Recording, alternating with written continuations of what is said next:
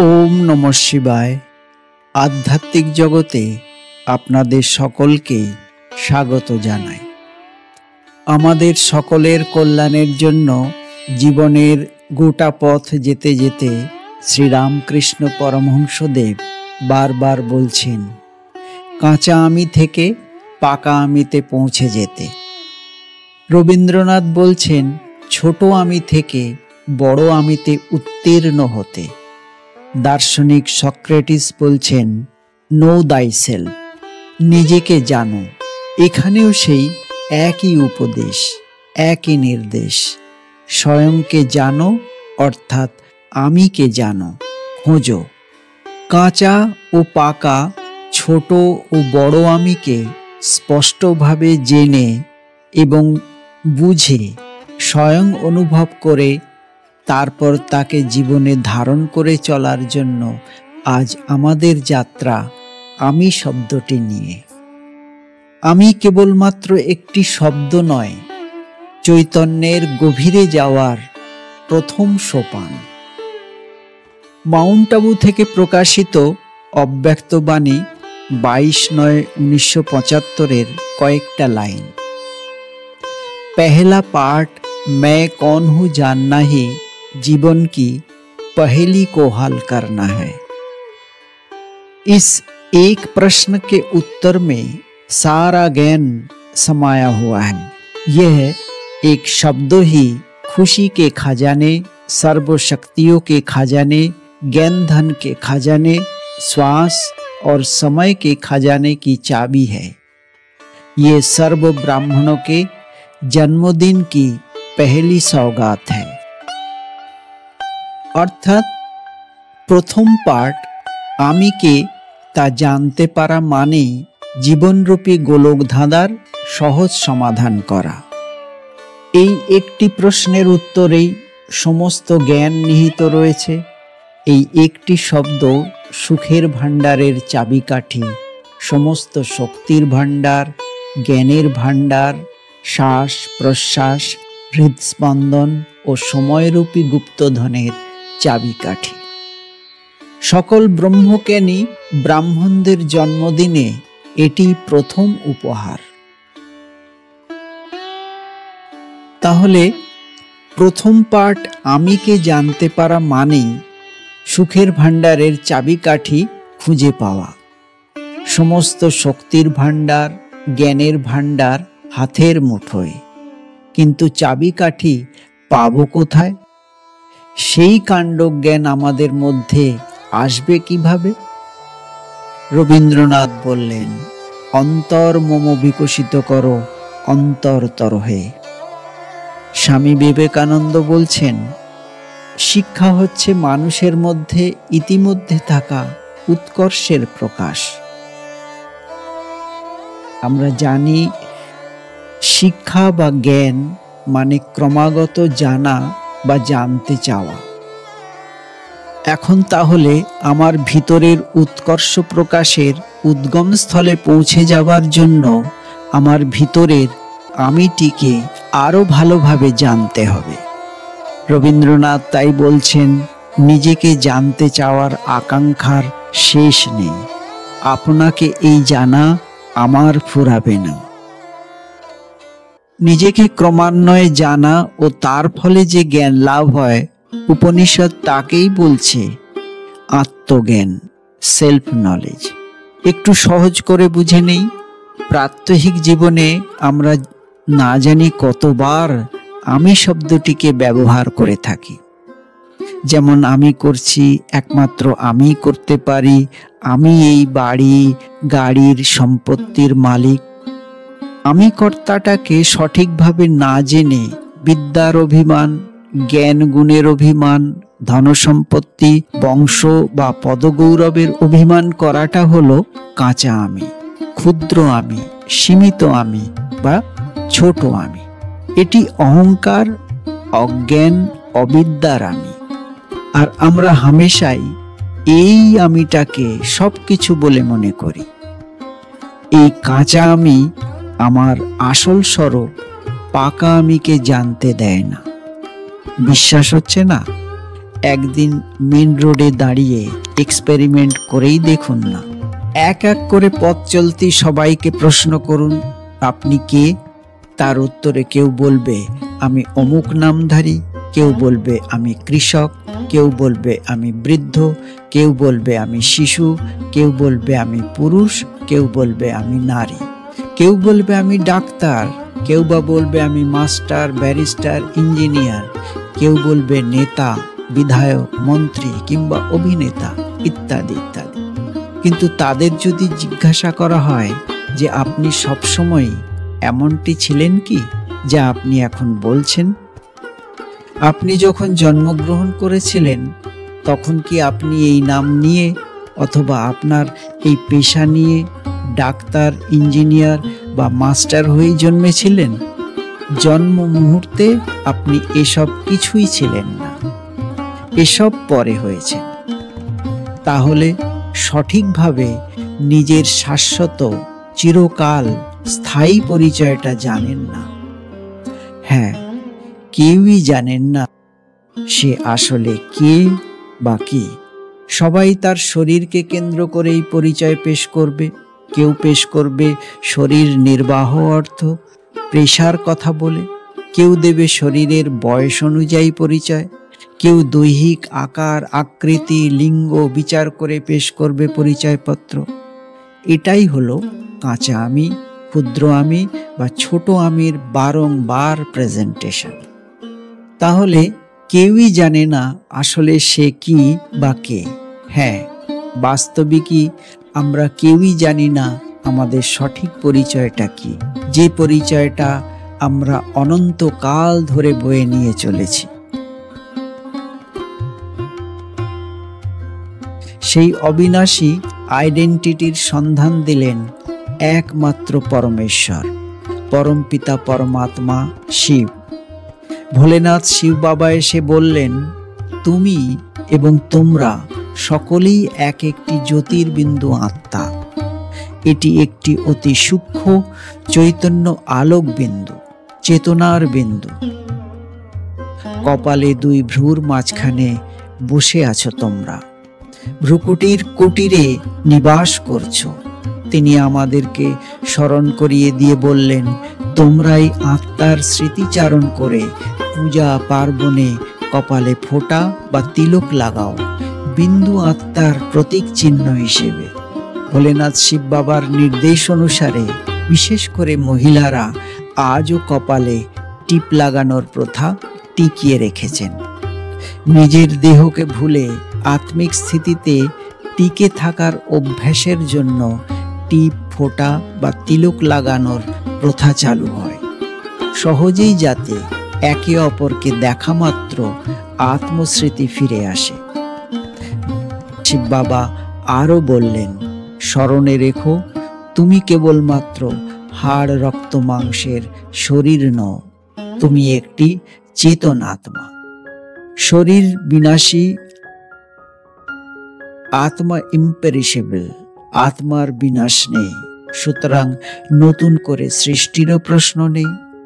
তিনি বুঝিয়ে বললেন, যে ব্যক্তি বলছে আমি বৃদ্ধ হয়ে গেছি, এখন সে বৃদ্ধ, তার আগে সে যুবক ছিল, তারও আগে সে কিশোর ছিল, তারও আগে সে শিশু ছিল, তাই না? বাইরের রূপটা বারবার বদলে যায়, বারবার বাহ্যিকভাবে পরিচয়টা খণ্ডিত হয়ে যায়, কিন্তু বাস্তবে তুমি কি সত্যিই এমন ক্ষণভঙ্গুর?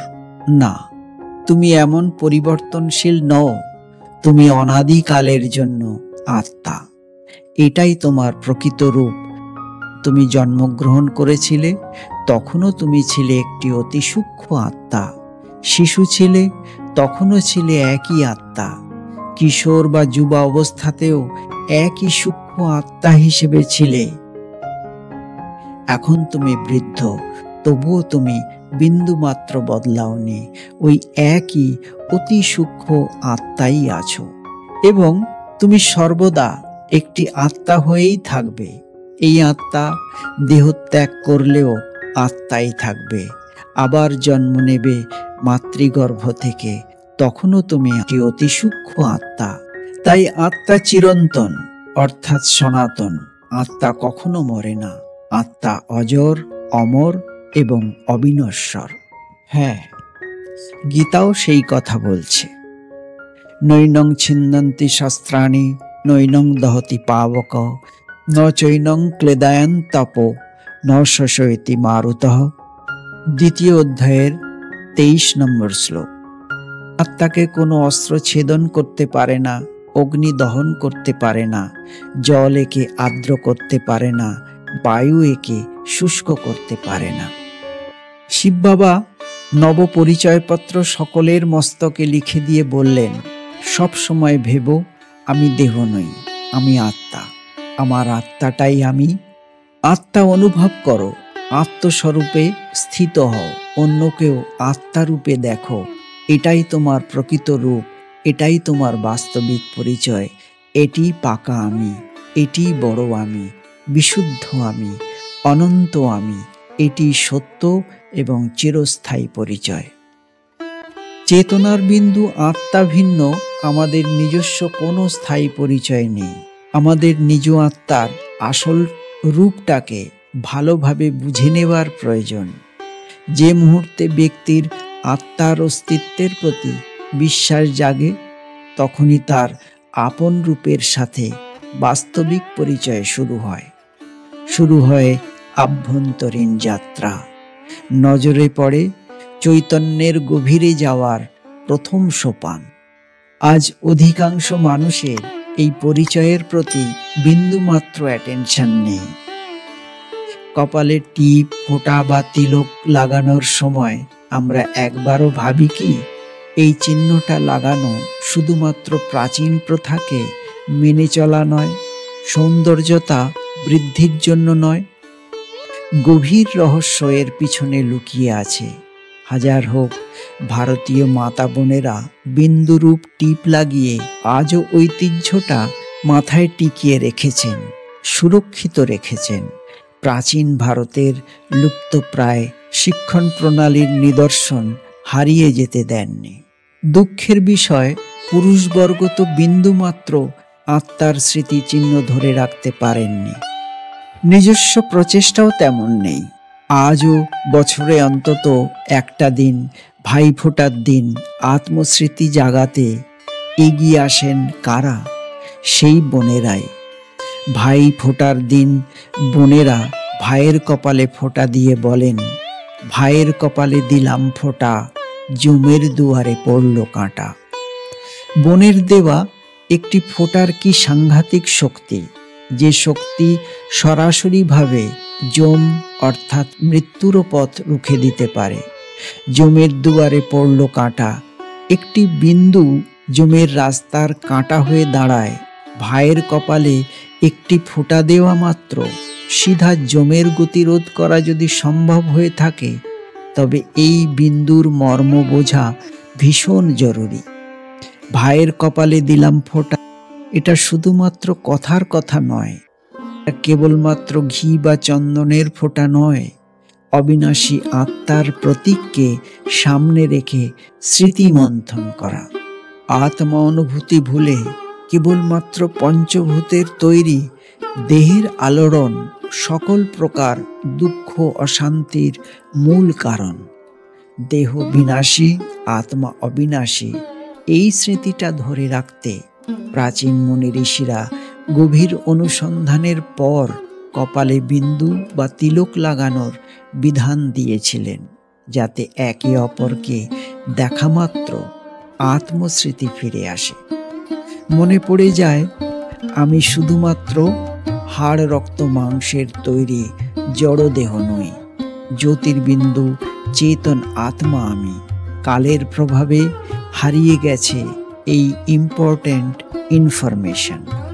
একটু মনে করে দেখুন, শ্রীরামকৃষ্ণের নটি বিনোদিনীর প্রতি আশীর্বাদের ধ্বনি ছিল, তোর চৈতন্য হোক। আমরা তার কথায় কান দেইনি, তাকেও অবহেলা করেছি, কিন্তু আর নয়। আমাদের সবার চেতনা জাগ্রত হোক, হারানো স্মৃতি পুনরুদ্ধারের আকাঙ্ক্ষা জাগ্রত হোক, আবার ফিরে আসুক পুরাতন বোধ। আমি শুধুমাত্র হাড় রক্ত মাংসের তৈরি জড় দেহ নই, আমি দেহি, আমি এক জ্যোতির্বিন্দু চেতন আত্মা। রসগোল্লা খেয়েছি তাই জানি স্বাদ, তাই তো আবার খেতে চাই। যে কখনোই খায়নি তার কি বা এলো গেল। না, মানতেই হবে দৃষ্টিকোণ বদলে গেছে, পরিবর্তনের হাওয়া বইছে চতুর্দিকে। তাই তো এতদিন যে ক্যামেরা ব্যস্ত ছিল অন্যের মুখ আলোকিত করতে, অন্যের ওপর ফোকাস করতে, সেই ক্যামেরা 180 ডিগ্রি ঘুরে মুখোমুখি। এখন সবাই সেলফি নিতে ব্যস্ত, ফ্ল্যাশের আলোয় সবাই মিলে আমার মধ্যে আমিকে খোঁজার সময় হয়েছে শুরু। খোলো দুয়ার খোলো, ওগো খোলো দুয়ার খোলো। সেলফি অর্থাৎ নিজস্বী, এ কিসের হাতছানি? সেলফ মানে তো নিজ বা স্বীয় অথবা আপন। মোবাইলের ক্ষুদ্র ক্যামেরা আমাকে ফোকাস করে কিছু বলতে চায়। বস্তুত এই দেহের জগতে আসলি ক্যা হ্যায় মেরা। ক্যামেরা বলছে তা নীরবে, ক্যা হ্যায় মেরা। আমার সাজ পোশাক, আমার বাড়ি গাড়ি, জায়গা জমি, এমনকি আমার দেহের অঙ্গ প্রত্যঙ্গ, মাথা হাত পা, কোনোটাই আমি নই। এসব আমার বলে বিবেচিত, কোনোটাই আমি নই। সব আমি হতে ভিন্ন। আমি ছাড়া সব অস্থায়ী, বিনাশী। আমার একান্ত আপন জিনিসটা কি? আমি হলাম আমার একান্ত আপন। আমি কে? আমি অবিনাশী আত্মা। হাড় রক্ত মাংসের খাঁচাটা আমার থাকার ঘর। আমি তো ঘর নই, আমি ঘরের মালিক। ক্যা হ্যায় মেরা? ক্যামেরা দিচ্ছে মস্ত বড় ইশারা। স্থূল ক্যামেরার যাত্রা এই পর্যন্ত। বিবেকানন্দ বললেন, একাগ্রতা জ্ঞান লাভের একমাত্র উপায়। ফোকাস করতে শেখা তাই খুব জরুরি। এই একাগ্রতার প্রসঙ্গে স্বামীজি বলেছেন, আমরা দাবি করি মনের শক্তিসমূহকে একমুখী করাই জ্ঞান লাভের একমাত্র উপায়। বহির্বিজ্ঞানে বাহ্য বিষয়ে মনকে একাগ্র করতে হয়, আর অন্তর্বিজ্ঞানে মনের গতিকে আত্মাভিমুখী করতে হয়। আমরা মনের এই একাগ্রতাকে যোগ আখ্যা দিয়ে থাকি। বন্ধুরা, আমরা আমিকে জানার মধ্যে দিয়ে এক একজন যোগী হতে চলেছি? না, আমরা জানতে পারছি হয়তো, একদম বুঝে গেছি বলতে পারবো না। পরিবেশ পরিস্থিতি মাঝে মাঝে বিঘ্ন ঘটাচ্ছে। বাইরের আবরণে, আচরণে, ব্যবহারে আমি হিন্দু, মুসলিম, শিখ, খ্রিস্টান, বৌদ্ধ হয়ে রই। এই সাময়িক পরিচয় আমাদেরকে পরস্পর থেকে দূরে, বহু দূরে নিয়ে যেতে চায় সর্বদা। এক পরিবারের সদস্য হতে দেয় না। ভ্রাতৃত্বের বন্ধনে পরস্পরকে বাঁধতে চায় না। সবার আন্তরিক পিতা, আত্মার পিতা, পরম পিতা, তিনি যে এক, একক, দিল খোলকে স্বীকার করতে পারি না। ফলে বারবার অভিভাবকহীন হয়ে পড়ি। শিশুর মতো হাল, অবস্থা একেবারে বেহাল। অধরা থেকে যায় এক সূত্রে বাঁধা পরিবার পরিকল্পনা, বসুধৈব কুটুম্বকমের শ্রেষ্ঠ ভাবনা। এবার সেলফি নেব একেবারে অন্য গভীর ভাবনা নিয়ে। দেহটাকে ব্যাকগ্রাউন্ডে রেখে ভিন্ন ক্যানভাসে চিত্রের মধ্যে বিচিত্রকে ফুটিয়ে তুলব। বিশেষ চিত্র স্থূল ক্যামেরা যাকে ধরতে পারে না কখনো, মন ক্যামেরায় ধরব নিজস্বীকে। চিনব, জানব, দেখব আর অনুভব করব আমিকে, রিয়েল আমি, বাস্তবিক সেলফি অর্থাৎ নিজস্বীকে। শ্রীরামকৃষ্ণের পাকা আমি, রবীন্দ্রনাথের বড় আমি, সব একাকার হবে। আমি শুধুমাত্র জড় দেহ নই, দেহের ধারক, বাহক, পরিচালক, দেহি। আমি আত্মা, এক রূহ হু मैं, আই এম এ সোল। আমি অবিনাশী, শাশ্বত, এক চেতন আত্মা, এটাই আমার বাস্তবিক পরিচয়ের আধার, রিয়েল আইডেন্টিটি। ওম নমঃ শিবায়।